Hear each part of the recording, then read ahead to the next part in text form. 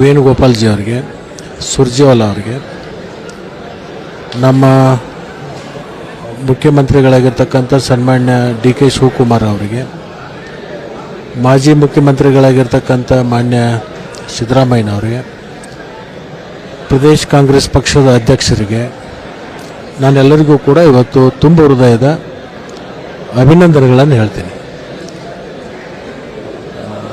ಇವತ್ತು ಮಾನ್ಯ ಮುಖ್ಯಮಂತ್ರಿಗಳ ಸಂಪುಟದಲ್ಲಿ ನನಗೆ ಸಚಿವ ಸ್ಥಾನವನ್ನು ಕೊಟ್ಟು ಒಂದು ಗೌರವ ಕೊಡುವಂಥ ಕೆಲಸವನ್ನು ಮಾಡಿದರು.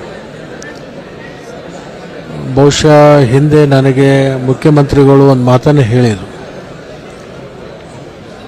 ನಾನು ಮುಖ್ಯಮಂತ್ರಿಗಳಾದಂಥ ಸಂದರ್ಭದಲ್ಲಿ ಖಂಡಿತವಾಗಿಯೂ ನನ್ನ ಜೊತೆಗೆ ನಿಮ್ಮನ್ನು ಸಚಿವನಾಗಿ ಮಾಡ್ತೀವಿ, ಪಕ್ಷವನ್ನು ಸಂಘಟನೆ ಮಾಡೋಣ,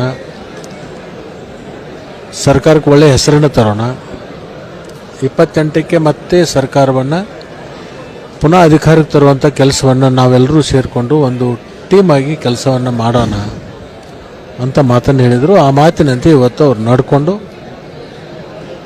1 ಗಂಟೆ ಹಿಂದೆ ನನಗೆ ಫೋನ್ ಮಾಡಿ 4 ಗಂಟೆಗೆ ರಾಜಭವನ್ಗೆ ಬರಬೇಕು ಅಂಥೇಳಿ ನನಗೆ ಆಹ್ವಾನವನ್ನು ಕೊಟ್ಟಿದ್ದಾರೆ. ಅದರಿಂದ ನನ್ನ ಜವಾಬ್ದಾರಿ ಹೆಚ್ಚಾಯಿತು.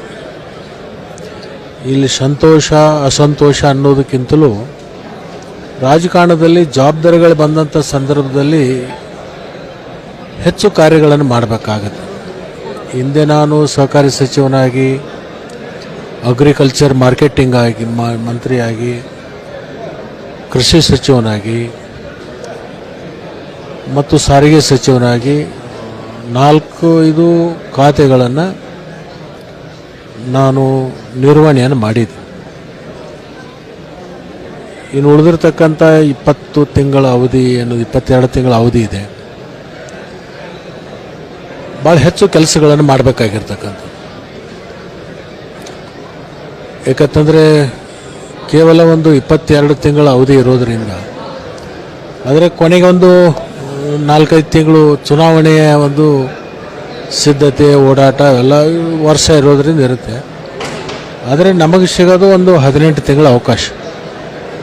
ಈ 18 ತಿಂಗಳಲ್ಲಿ ಒಂದು ಒಳ್ಳೆಯ ಆಡಳಿತವನ್ನು ಕೊಟ್ಟು, ಪಾರದರ್ಶಕ ಆಡಳಿತ ಕೊಟ್ಟು, ಸರ್ಕಾರಕ್ಕೆ ಇಮೇಜನ್ನು ಇನ್ನಷ್ಟು ಹೆಚ್ಚು ಮಾಡಲಿಕ್ಕೆ ಏನು ಮಾಡಬೇಕು ಅದನ್ನು ನಾನು ಅತ್ಯಂತ ಪ್ರಾಮಾಣಿಕವಾಗಿ ಅದು ಕೆಲಸವನ್ನು ಮಾಡ್ತೀನಿ ಅಂತಕ್ಕಂಥ ಮಾತನ್ನು ನಾಡಿನ ಜನತೆಗೆ ಮತ್ತು ನಮ್ಮ ನಾಯಕರಿಗೆ